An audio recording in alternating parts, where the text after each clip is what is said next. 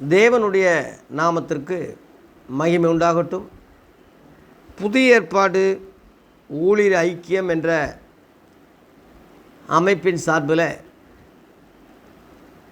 தொடர்ந்து சிறு சிறு வீடியோக்களாக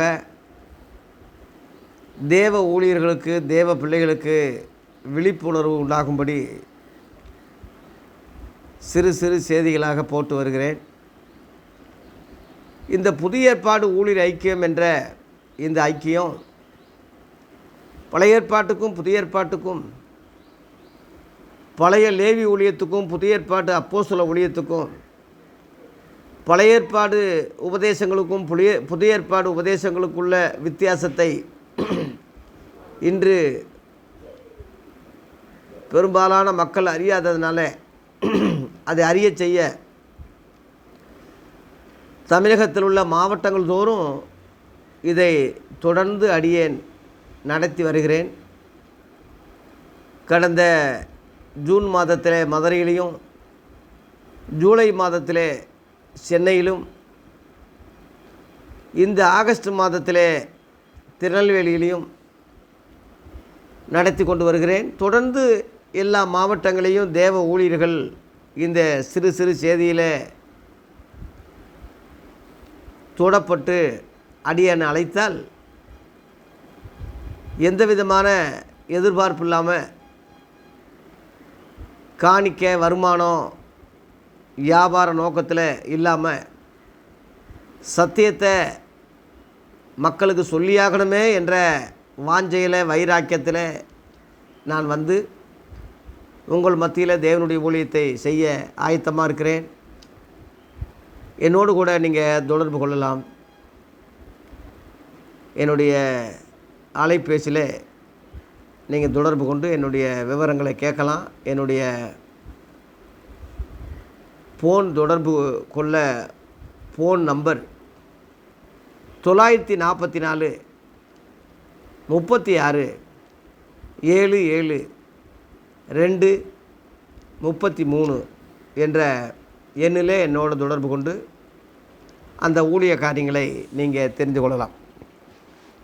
ஆகவே கடந்த நாட்களில் இந்த அடிப்படையில் இயேசு கிறிஸ்துனுடைய உபதேச எச்சரிக்கை என்று ஒரு 10 எச்சரிக்கை போன வாரத்தில் நான் பேசினேன்.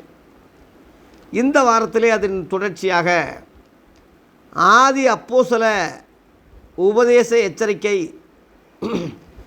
ஆதி அப்போஸ்தலர்களின் உபதேச எச்சரிக்கை என்ற தலைப்பிலே இந்த வாரம் ஒரு 10 காரியத்தை தொடர்ச்சியாக உங்களோட பேச அடியேன் ஆசைப்படுகிறேன்.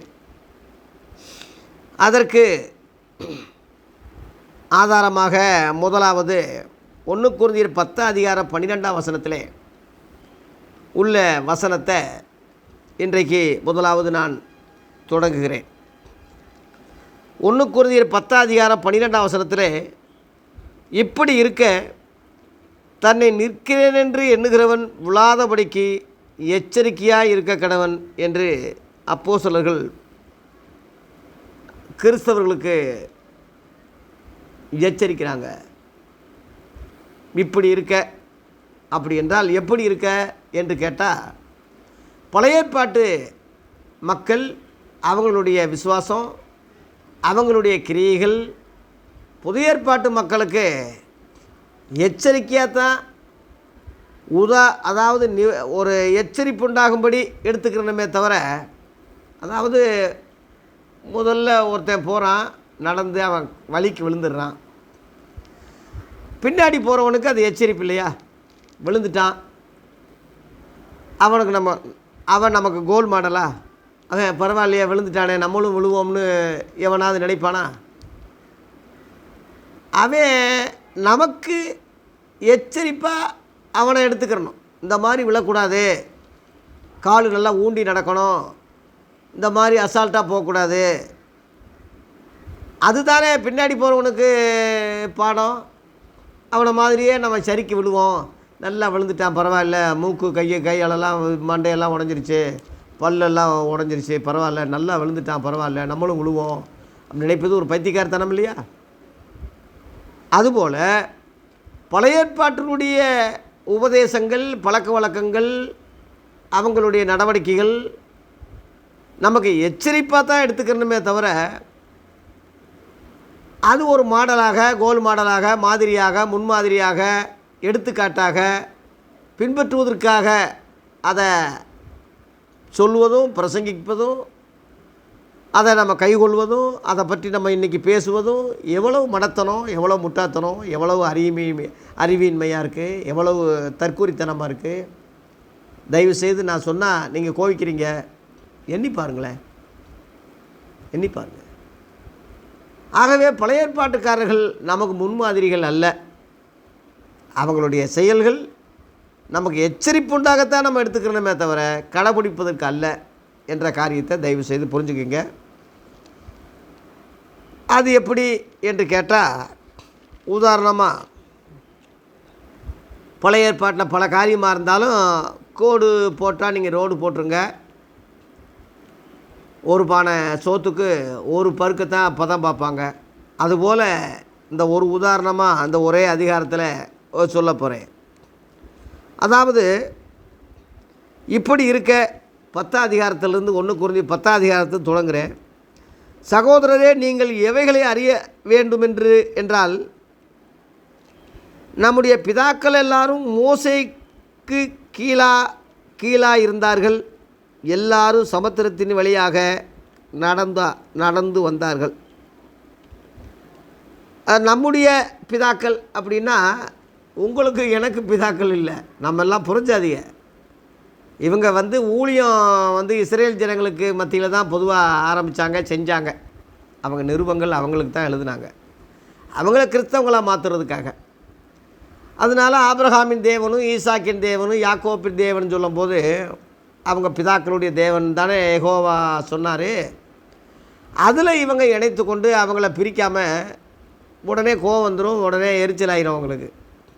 இவன் வேற ஆளுன்னு சொல்லிடுவான். அதனால் அவங்க சார்புகளையே போய் அவங்கள ரட்சிக்கிறதுக்கு புதிய ஏற்பாட்டு சத்தியத்தில் கொண்டு வந்து இயேசுவின் விசுவாசிகளை அவங்கள மாற்றுவதற்கு தான் இந்த மாதிரி ஞானமாக விவேகமாக கையாண்டாங்களே தவிர, அதை நாம் புறஜாதியிலேருந்து வந்தவங்களுக்கு நமக்கு அது பொருந்தாது. நமக்கும் அவங்க பிதாக்கள் தாண்டு நம்ம சொல்லக்கூடாது. நமக்கு பிதாக்கள் யாருன்னு இயேசு என்ன சொன்னார்னா, மத்தேயு 23:9, பூமியிலே ஒருவனையும் உங்கள் பிதா என்று சொல்லாதீர்கள், பரலோகத்தில் இருக்கிற ஒருவரே உங்களுக்கு பிதாவாக இருக்காருன்னு சொல்லி சீசர்களுக்கு சொல்லி கொடுத்தார் இயேசு. இந்த பூமியிலே உலக பிரகாரமாக மாம்சத்தின்படி பிதாக்கள் இருக்கலாம். ஆவிக்குரிய வகையில் பிதாக்களைப் போல சிலர், தகப்பனை போல சிலர் இருக்கலாம். தகப்பனாக இருக்க முடியாது, இருக்கக்கூடாது. அப்படி ஆவிக்குரிய வகையில் தகப்பனாக இருக்கிறது பரலோகத்தில் உள்ள தேவன் ஒருவர் தவிர பூமியில் யாரையும் அந்த மாதிரி கூப்பிடாதீங்க, செய்யாதீங்கன்னு சொல்லி சீசர்களுக்கு அவர் கற்றுக் கொடுத்தார். அதே தான் நமக்கு. ஆகவே அந்த வகையில் அவங்கள பழைய ஏற்பாட்டுக்காரங்களை பிதாக்களாக அவங்களுக்கு இருந்தவங்களை கிறிஸ்த போதகராகிய ஊழியக்காரர்களாகிய பவுலும் அவங்க பாணியில் போய் யூதனை ரட்சிக்க யூதனை போல போய் அவங்கள ஆண்டவருக்குள்ளே சத்தியத்துக்குள்ளே வழி நடத்த முயற்சி பண்ணானே தவிர வேறு அல்ல என்பதை காரியத்தை புரிஞ்சுக்குங்க. 2ஆம் வசனம், எல்லாரும் மோசேக்குள்ளாக மேகத்தினாலும் சமுத்திரத்தினாலும் ஞானஸ்தானம் பண்ணப்பட்டார்கள். பழைய ஏற்பாடு காரியங்கள்லாம் ஒரு நிழலாட்டமாக இருக்குது. எபிரேயர் 10ஆம் அதிகாரத்தில் போட்டிருக்கு, நிழலாய் மாத்திரம் இருக்குன்னு போட்டிருக்கு. நிஜம் புதிய ஏற்பாடு தான். அப்போ எகிப்து தேசம் என்பது உலகத்தை குறிக்கும், கானான் என்பது பரலோகத்தை குறிக்கும், இஸ்ரேல் ஜனங்கள் என்பது தேவ மக்களை குறிக்கும், பார்வோனின் மக்கள் என்பது உலக பிசாசின் மக்களை குறிக்கும், செங்கடலை பிளந்து வந்தது ஞானசானத்தை குறிக்கும், வனாந்தரம் உபத்திரங்களை குறிக்கும், மோசே ஆரோனும் பரிசுத்த ஆவியானவரும் இயேசுவுக்கும் ஒப்பனையாக இருக்குது. இதெல்லாம் ஞான அர்த்தங்கள். அப்படித்தான் நம்ம நிழலாட்டமாக அதை எடுத்துக்கிறணுமே தவிர அதை பின்பற்றி எழுத்தின்படி அதை நிஜமாக்கக்கூடாது. எழுத்து கொள்ளும், ஆவி தான் உயிர்ப்பிக்கும். ஆவிக்குரிய வகையில் தான் நம்ம எடுத்து உயிர்ப்பிக்கணுமே தவிர எழுத்தின்படி நம்ம போகக்கூடாது. ஆனால் உதாரணமாக எச்சரிப்புண்டாபடி கடைசி காலத்தில் இருக்கிற நாம் அவங்களைப் போல விழுந்து போகாதபடி நம்ம எச்சரிக்கையாக இருப்பதற்காக அதை கையாளணும், எடுத்துக்கிறணுமே தவிர மற்றபடி அல்ல என்பது தயவு செய்து புரிஞ்சுக்கிங்க. எல்லாரும் ஒரே ஞானபானத்தை குடித்தார்கள். எப்படி எனில் அவர்களோடு கூட சென்ற ஞான கண்மலையின் தண்ணீரை குடித்தார்கள். அந்த கண்மலை கிறிஸ்துவே. பழைய ஏற்பாட்டில் கிறிஸ்து இருந்திருக்கிறாரு, தெரியல அவங்களுக்கு, கிறிஸ்து என்று தெரியல. அப்படி இருந்தும் அவர்களில் அதிகமான பேர்களிடத்திலே தேவன் பிரியமாயிருந்ததில்லை. ஆதலால் வனாந்தரத்திலே அவர்கள் அழிக்கப்பட்டார்கள். இஸ்ரவேல் ஜனங்க எத்தனையோ மக்கள் வந்தாலும் எல்லாரும் கானானுக்கு போகலை, ஒரு சிலரை தவிர. மோசேயே போகலையே, மோசேயே போகலையே. அதனால் எல்லாரும் வந்தாலும் எல்லாரும் கானானுக்கு உள்ளே பிரவேசிக்கலை. அவங்க தேவனுக்கு பிரியமாக நடக்கலை, வனாந்தரத்திலேயே அழிக்கப்பட்டாங்கன்னே தெளிவாக போட்டிருக்கு. 6ஆம் வசனத்திலே அவர்கள் இச்சித்தது போல நாமும் பொல்லாங்கானவைகளை இச்சியாதபடிக்கு இவைகள் நமக்கு திருஷ்டாந்தங்களாக இருக்கிறது. அதாவது உதாரணங்களாக இருக்குது. அவங்க செய்தது போல் நாமளும் செய்யக்கூடாது. அவங்க ஊழியம் செய்கிறாங்களா, அந்த ஊழியத்தை நம்ம செய்யக்கூடாது. அவங்க பேசுகிறாங்களா, அதே பிரசங்கம் நமக்கு கிடையாது. தேவன் ஒருவர் தான். அவங்களுக்கு நமக்கு உலகத்துக்கே அண்ட சராசரத்துக்கே தேவன் ஒருவர் தான். ஆனால் அவங்களுக்கு தேவன் அந்த காலத்தில் சொன்னது வேறு, இயேசு கிறிஸ்து மூலமாக புதிய ஏற்பாட்டிலே உலக மக்களுக்கெல்லாம் சொன்னது வேறு. அதையே நம்ம காப்பி அடிக்கக்கூடாது. அது எச்சரிப்புண்டாக திஷ்டாந்தங்களாக உதாரணங்களாக தான் நம்ம எடுத்துக்கிறோமே தவிர கடைபிடிப்பதற்கு அல்ல என்பது இன்றைய உள்ள போதர்கள், இன்றைக்குள்ள விசுவாசிகள் தயவு செய்து புரிஞ்சுக்குங்க. அடுத்து, ஜனங்கள் புசிக்கவும் குடிக்கவும் உட்கார்ந்து விளையாட எழுந்திருந்தார்கள் என்று எழுதியிருக்கிறபடி அவர்களில் சிலர் விக்கிரகாராய்க்காரர் ஆனது போல நீங்களும் ஆகாதிருங்கள். அது மாதிரி ஆகுங்கன்னு இல்லை, அவங்களை போல் ஆகாதுங்கன்னு தான் இங்கே எச்சரிப்புண்டாக சொல்லப்பட்டிருக்கே தவிர மற்றபடி அல்ல. இன்றைய உள்ள போதர்கள் பெரும்பாலும் மோசே மாதிரி ஆகணும், ஆரோனை போல் ஆகணும், யோசுவா மாதிரி ஆகணும், காலேப் மாதிரி ஆகணும், சிம்சோன் போல் ஆள்களை கொல்லணும், கிதியோனை போல் வெட்டணும், இப்படித்தான் சொல்கிறானே தவிர ஏலியாவின் தேவன் நம் தேவன் இப்படித்தான் பாட்டு பாடுறானே தவிர பகுத்தறிஞ்சு அவங்க செஞ்சது என்ன, அவங்க நடந்தது என்ன, அவங்களுடைய பழக்க வழக்கங்கள் என்ன, நம்ம காரியம் என்ன, இதை யோசித்து அந்த ஊழியம் இந்த ஊழியம் என்ற பகுத்தறிவு இல்லாதபடி, அந்த மகிமை இந்த மகிமை என்ற பகுத்தறிவு இல்லாதபடி ஆக்கினி தீர்ப்புக்கு உண்டாகும் ஊழியத்துக்கும், ஜீவன் கொடுக்கும் ஊழியத்துக்கும், எழுத்தின்படி உண்டாகும் ஊழியத்துக்கும், ஆவிக்குரிய ஊழியத்துக்கும்,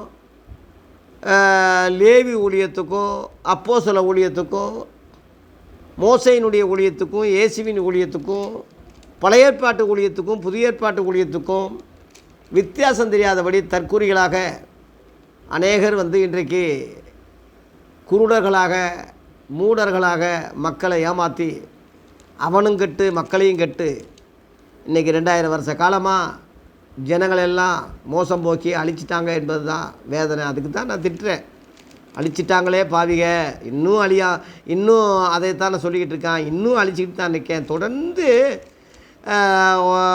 வயலை ஒரு எருமை மாடு உள்ளே நுழைஞ்சி தொடர்ந்து கெடுத்துக்கிட்டே இருந்தால் வளர வளர வளர வளர அதை கடிச்சிக்கிட்டு இருந்தால் வளர வளர அது எத்தி அப்படியே மண்ணோட மண்ணாக போய் தானியமெல்லாம் வீணடித்து மக்கள் சாப்பிட்றதெல்லாம் நாசமாக்கிட்டு இருந்தால் ஒரு விவசாயி நிலத்துக்காரே சந்தோஷப்படுவானா? அந்த எருமை மாடுகளை பாராட்டுவானா?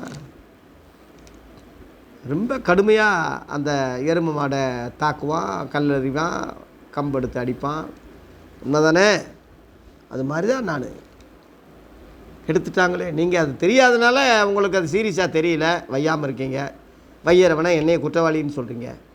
தெரிஞ்சதுனால நான் வேதனைப்படுறேன், துக்கப்படுறேன், வையிறேன், திட்டுறேன். வேறு அதுவும் வசன அடிப்படையில் அன்னைக்குள்ள அப்போஸ்தலர்கள் இயேசு சொன்னதையே திரும்ப நான் அதையே சொல்லி அவங்கள நான் அந்த கோபத்தை தீர்த்துக்கிறேனே தவிர மற்ற ஜனங்களுக்கு எச்சரிப்பு உண்டாகும்படி இப்படி சொல்கிறாரே என்ன ஏதுன்னு புரிஞ்சுக்கிறதுக்கே தவிர மற்றபடி அல்லன்னு தயவுசெய்து புரிஞ்சுக்கங்க. அது மாதிரி நம்ம ஆகாதிருப்போமாக. பழைய ஏற்பாட்டுக்காரங்க மாதிரி நம்ம ஆகக்கூடாது.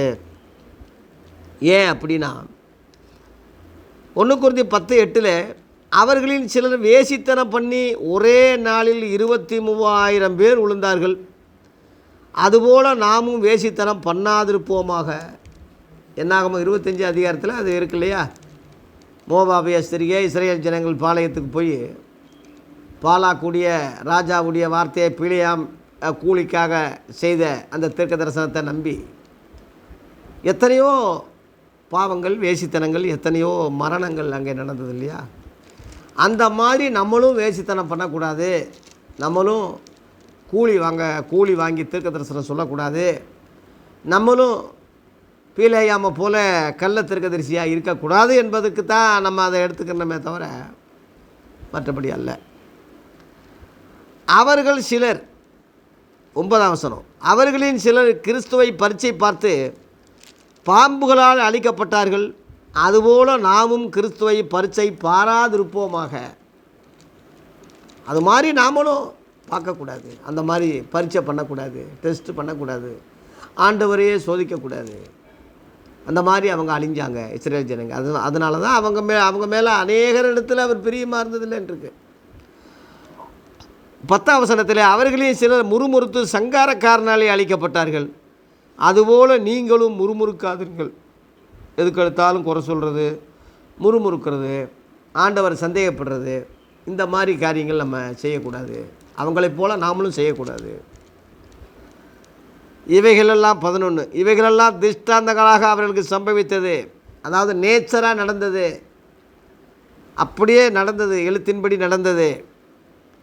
உலகத்தின் முடிவு காலத்தில் உள்ள நமக்குன்னா கிறிஸ்தவங்களுக்கு எச்சரிப்புண்டாகும்படி எழுதப்பட்டும் இருக்கிறது.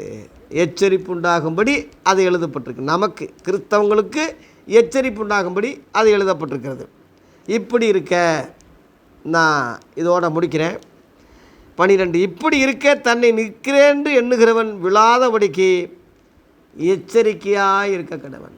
கிறிஸ்தவர்களுக்கு பழைய ஏற்பாட்டுக்காரர்களுடைய செயல்பாடுகள், பழக்க வழக்கங்கள், உபதேசங்கள், அவங்களுடைய காரியங்கள் முழுவதும் நமக்கு திஷ்டாந்தங்களாக, உதாரணங்களாக, எச்சரிப்பு உண்டாகும்படி தான் அது எழுதப்பட்டிருக்கே தவிர நம்ம எடுத்துக்கிறணுமே தவிர பின்பற்றுவதற்கு அல்ல என்பதை தயவு செய்து தேவ ஊழியர்களே, கிறிஸ்தவர்களே, விசுவாசிகளே புரிந்து கொள்ளுங்கள்.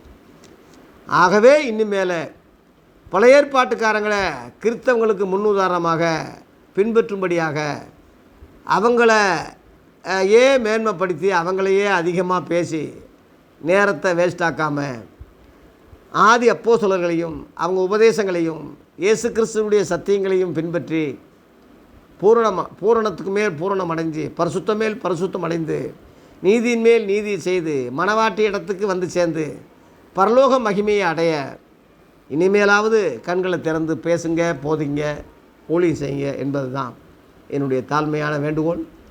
தொடர்ந்து எச்சரிப்புகளை இந்த வாரம் முழுவதும் கேளுங்க. கர்த்தர் நம்மை ஆசீர்வதிப்பாராக. நன்றி, வணக்கம்.